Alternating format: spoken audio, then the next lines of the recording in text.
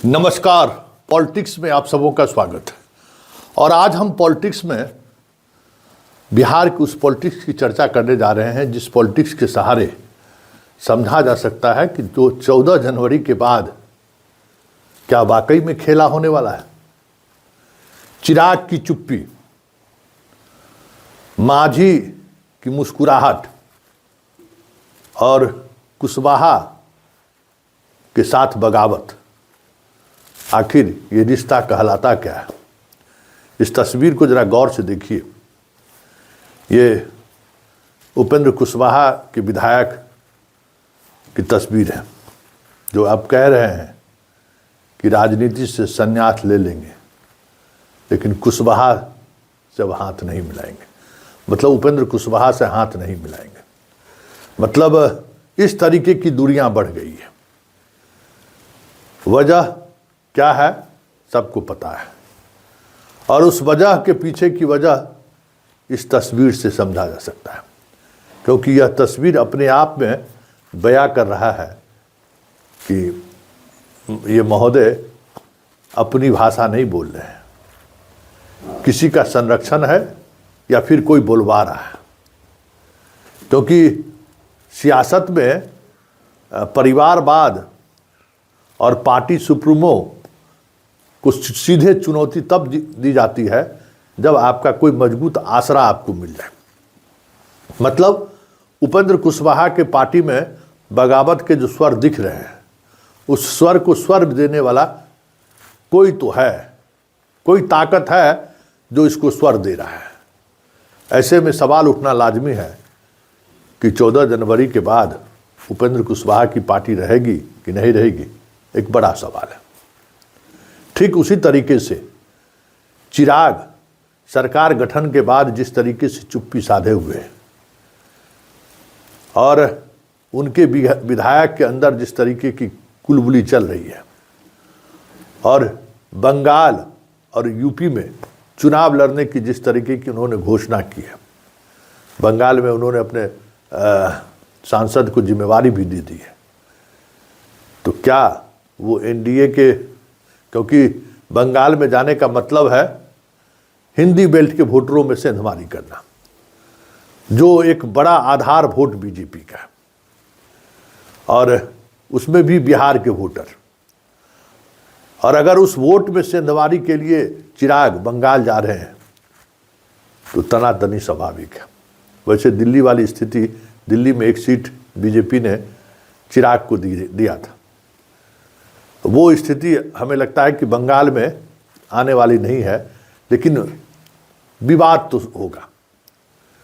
तो क्या बंगाल में एक दो सीट के लिए चिराग चुप्पी साधे हुए हैं, या फिर बिहार में जो सियासत चल रहा है और जिस सियासत में सम्राट काफ़ी दूर तलक बढ़ चुके हैं, उससे चिराग असहज है क्या?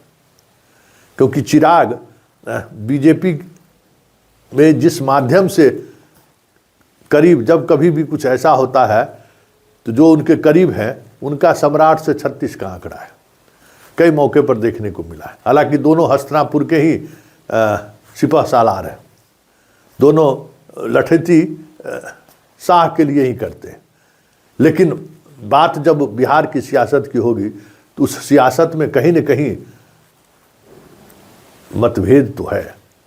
तो क्या उस मतभेद की वजह से चिराग चुप्पी साधे हुए हैं? क्योंकि चिराग सम्राट से लेकर सहज नहीं है, ये कई मौके पर देखने को मिला है। सम्राट से उनकी नज़दीकी नहीं है, ये अक्सर देखा गया है। जब कभी भी कोई ऐसी बात होती है तो वो नित्यानंद राय के करीब होते हैं, नित्यानंद राय का आना जाना रहता है। तो ये सारी कवायद 5वीं सीट को लेकर तो नहीं है, बड़ा सवाल है। जिन सीट को लेकर मांझी भी दावा कर रहे हैं, तो वाकई में 14 जनवरी के बाद की जो पॉलिटिक्स होगी बिहार की, वो देखने वाली बात होगी। वैसे गठबंधन धर्म के विपरीत अगर बीजेपी उपेंद्र कुशवाहा की पार्टी को तोड़ने में मदद पहुंचाती है तो ये तो तय समझिए कि खेला होगा, और वो खेला बीजेपी के अंदर से होगा। इस बार खेला बीजेपी के बाहर से नहीं होना है।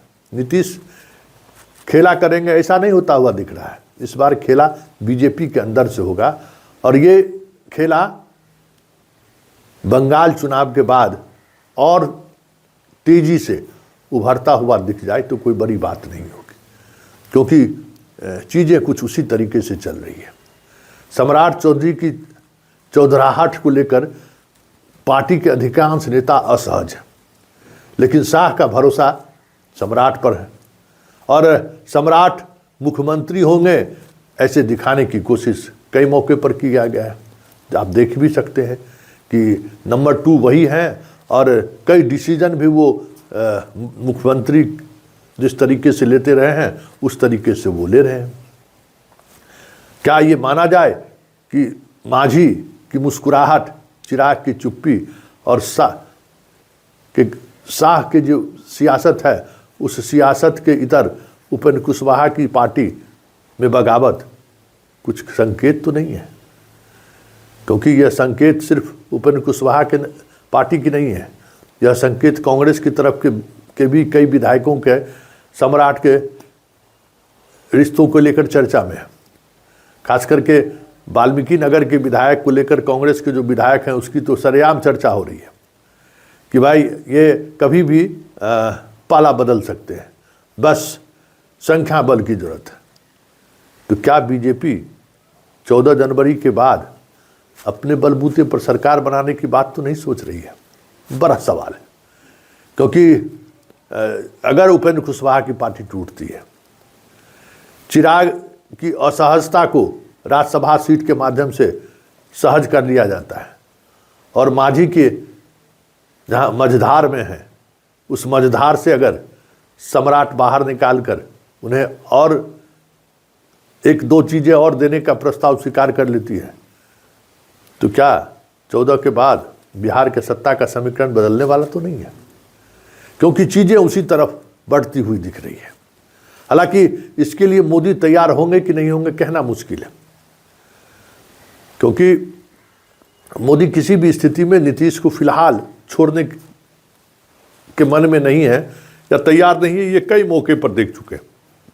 शाह भले ही कोशिश करते रहते, जो आजमाइश करते रहते हैं कि कब सत्ता का हस्तांतरण कब होगा, ये बातें होती रहती हैं।